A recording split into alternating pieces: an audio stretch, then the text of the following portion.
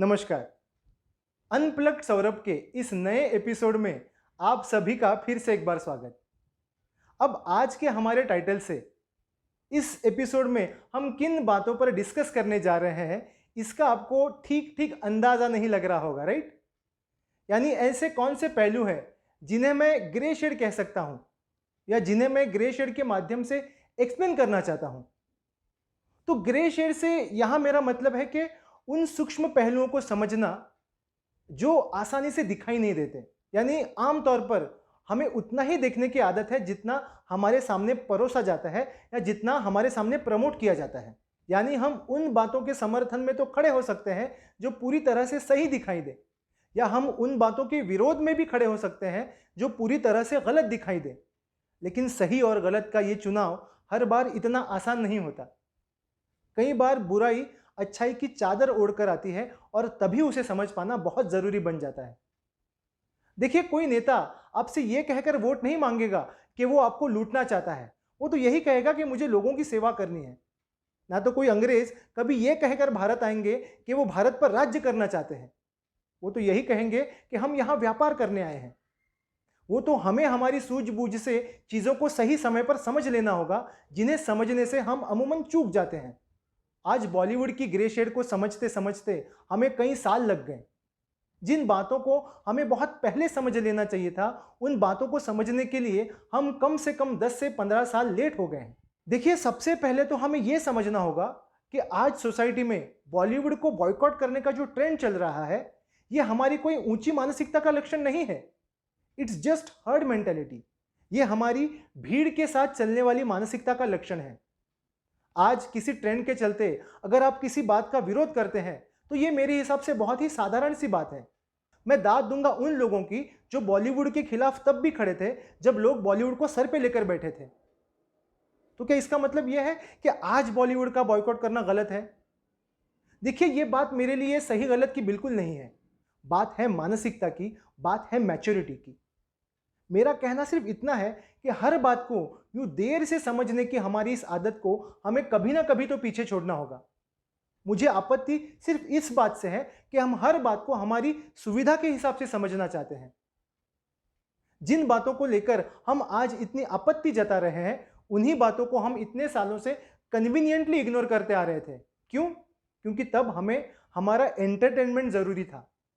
तब हमें हमारा मनोरंजन कॉम्प्रोमाइज नहीं करना था। और आज जब आबो हवा बॉलीवुड के खिलाफ है, बॉलीवुड में उतनी एंटरटेनमेंट वैल्यू ही नहीं बची, तब बॉलीवुड का बॉयकॉट करना, ये तो वही बात हो गई ना कि 100 चूहे खा के बिल्ली हज को चली। आज बॉलीवुड के खिलाफ जो हमारी तीव्र प्रतिक्रियाएं हैं, वो सिर्फ एक अतिवाद है, एक्सट्रीमिज्म है। ऐसा अतिवाद जो हमें सिर्फ एक अतिवाद से दूसरे अतिवाद की तरफ आकर्षित कर सकता है, लेकिन कभी भी हमें स्थैर्य प्रदान नहीं कर सकता। ग्रे शेड ये हमारी मानसिकता के कुछ ऐसे ही आयाम हैं जो हमें भीड़ से अलग सोचने पर मजबूर कर देते हैं। ग्रे शेड यानी उन बातों को समझना जो ज्यादा मायने रखती है, ना कि वो जो ज्यादा दिखाई देती है। आज हमें समाज में दिखाई देने वाली कई बड़ी समस्याएं दरअसल उन छोटी छोटी बातों का नतीजा है जिन्हें हमने शुरुआत में नजरअंदाज कर दिया था। क्योंकि हम किसी भी समस्या को तब तक समस्या नहीं समझते जब तक वो हमारे दायरे में हो। हमारे लिए वो चिंता का विषय तब बन जाती है जब वो समाज पर पूरी तरह से हावी हो जाए। और इस पूरे एपिसोड में जिस फैक्टर को समझना सबसे ज्यादा जरूरी है, वो यही है। और इसी फैक्टर को थोड़ा और बारीकी से समझने के लिए मैं यहां अब एक एग्जाम्पल देने जा रहा हूं। मैं जो एग्जाम्पल यहां देने जा रहा हूं वो थोड़ा सा सुनने में अटपटा लग सकता है, थोड़ा सा ऑकवर्ड हो सकता है, लेकिन कभी कभी किसी बात को बहुत प्रिसाइजली बताने के लिए एक ऐसा एग्जाम्पल होना बहुत जरूरी होता है जो सभी ने कॉमनली एक्सपीरियंस किया हो। बात है राज कुंद्रा की। शिल्पा शेट्टी के पति राज कुंद्रा, जिन्हें हाल ही में अश्लील फिल्में बनाने के सिलसिले में अरेस्ट किया गया था और जिस खबर के चलते सोशल मीडिया पर उन्हें काफी ट्रोल किया गया। अब आप कहेंगे कि इसमें गलत क्या है? राज कुंद्रा ने गलती की जिसकी उसे सजा मिल गई। अब इस सब में ग्रे शेड वाली क्या बात है? देखिए, मेरा यह स्ट्रांगली मानना है कि जिस तरह की फिल्में राज कुंद्रा ने प्रोड्यूस की होगी, उससे कहीं ज्यादा ऑफेंसिव कंटेंट आज ओटीटी प्लेटफॉर्म्स पर ऑफिशियली अवेलेबल है। मैं बात कर रहा हूं सेक्रेड गेम्स, मिर्जापुर या शी इन जैसी वेब सीरीज की। और मैं ऐसा इसलिए कह रहा हूं क्योंकि इन सभी वेब सीरीज में सेक्स को इतने भद्दे तरीके से दिखाया गया है, इतने विकृत तरीके से दिखाया गया है कि मुझे ताज्जुब होता था कि ये किसी को ऑफेंसिव क्यों नहीं लगता, कोई इसके बारे में बात क्यों नहीं करता। लेकिन धीरे धीरे मुझे ही ये लगने लगा कि मैं शायद समय से थोड़ा पीछे चल रहा हूं, थोड़ा सा ऑर्थोडॉक्स तरीके से सोच रहा हूं। आज के दौर में ऐसा कंटेंट एक आम बात होती होगी, लेकिन फिर एक दिन अचानक किसी को उस तरह की फिल्में बनाने के सिलसिले में अरेस्ट करने की खबर सुनी और लोगों का उस पर फूटता गुस्सा देखा, तो मैं इस बात को समझ ही नहीं पाया। मैं इस बात को समझ ही नहीं पाया कि किसी भी बात को सही या गलत ठहराने के हमारे आधार क्या है। यानी एक ऐसा कंटेंट जिसका कोई रिच ही नहीं है, जिसके बारे में कोई जानता ही नहीं है, उसके खिलाफ तो आपने एक्शन ले ली, लेकिन उस कंटेंट का क्या जो कंटेंट आज घर घर पहुंच गया है। देखिए, मैं यहां बात कर रहा हूं रिलेटिविटी की। यानी अगर हम उन दोनों कंटेंट की तुलना करें तो कौन सा कंटेंट ज्यादा लोगों तक पहुंच पाया है या कौन सा कंटेंट ज्यादा लोगों को अफेक्ट कर पाया है, क्या ये फैक्टर हमारे लिए कंसीडर नहीं होना चाहिए। अब चलो, ये तो हो गई टेक्निकल बात, लेकिन अगर हम एथिकली भी बात करें तो उस तरह की फिल्में सिर्फ उन्हीं लोगों तक सीमित है जो लोग उन्हें देखना चाहते हैं, जो वैसा कंटेंट देखना चाहते हैं। लेकिन एक बंदा जो क्राइम ड्रामा देखना चाहता है, उसे भी आप जबरदस्ती पॉर्न दिखा रहे हैं, रियलिस्टिकनेस के नाम पर आप उसे भी सॉफ्ट पॉर्न बेच रहे हैं, तो ये मेरे हिसाब से ज्यादा अनएथिकल है, ज्यादा गलत है।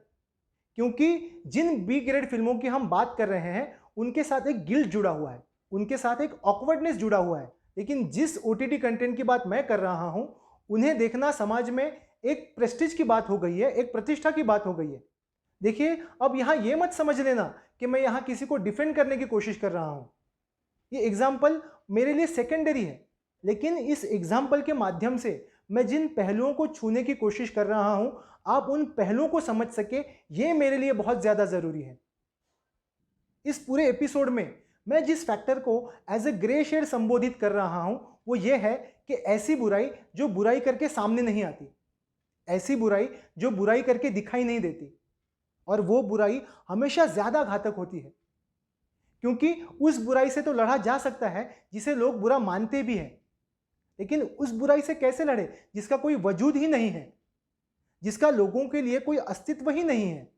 देखिए, अब इस पूरे इंसिडेंस में राज कुंद्रा ने जो किया वो गलत ही है, लेकिन उससे भी ज्यादा गलत, उससे भी ज्यादा इंपैक्टिंग फैक्टर को हम पूरी तरह से नजरअंदाज कर रहे हैं। और हमेशा यही होता है, हम किसी भी समस्या को सिर्फ ऊपरी तौर पर ही समझने की क्षमता रखते हैं, लेकिन हम इस बात को समझ ही नहीं पाते कि सिर्फ उन ऊपरी लक्षणों पर काबू पाने के बावजूद जड़ में वो समस्या दरअसल वही रह जाती है। और यही बात आज समाज की विसंगति का सबसे बड़ा कारण है, जिस वजह से समाज के असली कल्प्रिट्स हमेशा अनदेखे रह जाते हैं। जो फैक्टर्स समाज की बदहाली के लिए असली जिम्मेदार हैं, वो हमेशा अनदेखे रह जाते हैं। और एक शोकांतिका यह भी है कि समाज के इस जटिल सच को, इस गहरे वास्तव को समझने या समझाने से उन तमाम ज्ञानी पंडितों ने हमेशा अपने आप को दूर रखा, जिन्हें लोग आज एक मार्गदर्शक के तौर पर देखते हैं, जिनकी बातों को लोग प्रमाण मान लेते हैं।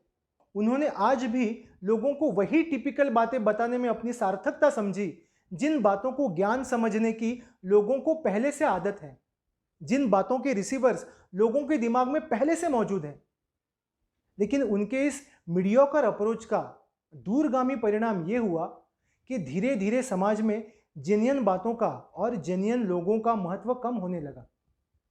समाज के तमाम थोते और खोखले लोग ही लोगों को प्रतिष्ठित लगने लगे। आज तो बात यहां तक पहुंच गई है कि आज लोगों को इंप्रेस करने के लिए उन्हें मूर्ख बना पाना अपरिहार्य बन गया है, जरूरी बन गया है। देखिए, एक बाबा राम रहीम जैसा व्यक्ति अगर इतने सारे लोगों के लिए भगवान बन जाए तो इसके पीछे क्या वजह हो सकती है। एक जाकिर नायक जैसा व्यक्ति अगर इतने सालों तक ओपनली अपना एजेंडा चला रहा हो और उसके बारे में किसी को खबर ही ना पड़े, इसके पीछे क्या वजह हो सकती है। देखिए, रशियन हिस्ट्री में एक किरदार का जिक्र है, रास्पुतिन। रशियन हिस्ट्री के अनुसार रास्पुतिन एक ऐसा व्यक्ति है जिसके हाथों में दैवी शक्तियां हैं। कई ग्रंथ उसे जुबानी याद है और कई मरीजों का इलाज रास्पुतिन सिर्फ अपनी दैवी शक्तियों के आधार पर कर सकता है। लेकिन एट द सेम टाइम वो एक विलासी वृत्ति का अय्याश इंसान भी था। एक चमत्कारिक, एक अलौकिक व्यक्तित्व होने के बावजूद वो एक शराबी और व्यभिचारी इंसान भी था। अब इस सब में बताने वाली बात क्या है कि जिसे रास्पुतिन के बारे में पता है, उसे यह भी पता है कि किसी इंसान में कुछ विलक्षण क्षमताएं होने के बावजूद भी कुछ दोष हो सकते हैं, कुछ कमजोरियां हो सकती हैं। लेकिन अगर हम हमारी हिस्ट्री की बात करें या हमारी माइथोलॉजी की बात करें, तो हमारे इतिहासकारों ने हमेशा चीज़ों को पूरी तरह से ब्लैक या पूरी तरह से व्हाइट रखना पसंद किया। किसी किरदार को या तो पूरी तरह से सही या पूरी तरह से गलत दिखाना उचित समझा। लेकिन असल जिंदगी में ऐसा नहीं होता। वास्तविक जीवन में हमें हमेशा एक तरफ अब्दुल कलाम और दूसरी तरफ याकूब मेनन इतनी आसान चॉइस नहीं मिलती। कभी कभी समय पड़ने पर हमें सानिया मिर्जा को भी जज करना पड़ता है, हमें कन्हैया कुमार को भी जज करना पड़ता है। और उस वक्त हम किस हिसाब से सोचते हैं, उस वक्त हम किन आधारों पर अपना निर्णय लेते हैं, वही सबसे ज्यादा मायने रखता है। और हमारी यही कश्मकश, यही दुविधा is grey shade. Grey shade हमारी मानसिकता के ऐसे सूक्ष्म आयाम है जो हम में एक साधारण सोच से ऊपर सोचने की क्षमता निर्माण कर सकते हैं। ऐसे आयाम जो हमारी मानसिकता को पहले से अधिक मजबूत, पहले से अधिक व्यापक बना सकते हैं। देखिए, मैं ये जानता हूं कि मैं जो बात यहां कह रहा हूं वो धारा से थोड़ी सी अलग है, लेकिन वो बहुत बुनियादी है।